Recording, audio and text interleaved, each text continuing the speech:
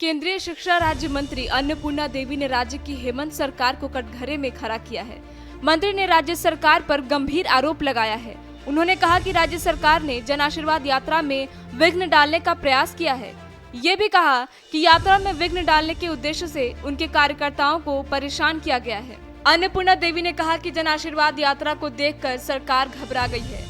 उन्होंने कहा कि यात्रा को जो समर्थन मिला है वह बताने को काफी है कि राज्य सरकार से जनता त्रस्त है।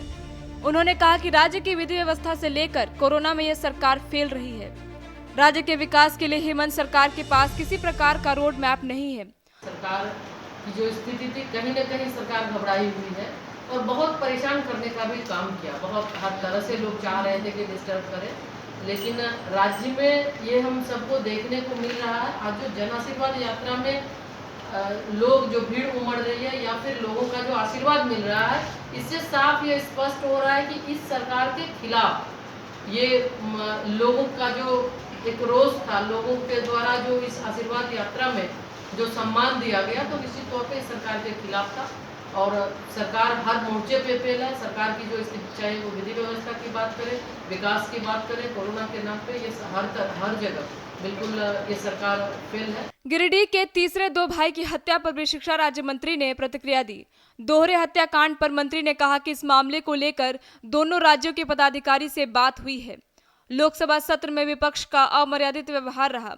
इसके बावजूद प्रधानमंत्री ने लोकसभा व राज्यसभा में महत्वपूर्ण 20 विधेयक को पारित करवाया। इसमें ओबीसी विधेयक और बीमा विधेयक महत्वपूर्ण रहा है। ये विधेयक देश हित के लिए है। उन्होंने कहा कि प्रधानमंत्री देश हित के बारे में सोचते हैं।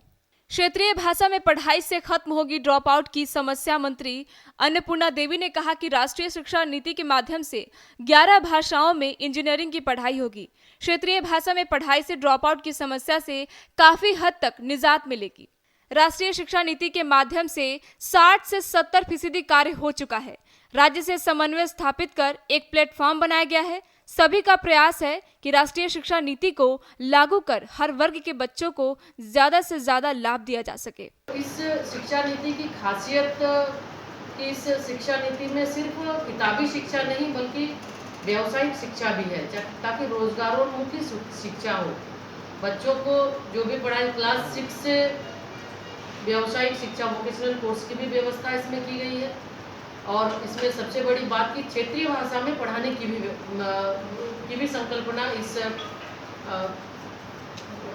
शिक्षा नीति में है, राष्ट्रीय शिक्षा नीति में की गई। प्रधानमंत्री जी की सोच बिल्कुल ये स्पष्ट है कि हमेशा प्रधानमंत्री जी देश के हित के लिए सोचते हैं, देश के बारे में सोचते हैं। और एक एक पल उनका रहता है कि कोई भी, चाहे लोकसभा सत्र के समय हो या अन्य समय में, कि देश के लोगों का हित, देश के लोगों का भला कैसे हो, उस दिशा में का भी हम सहयोग चाहेंगे। आप लोगों का भी हम चाहेंगे कि कुछ सुझाव मिले, मार्गदर्शन मिले, और निश्चित तौर पे इसको लेकर हम काम करेंगे।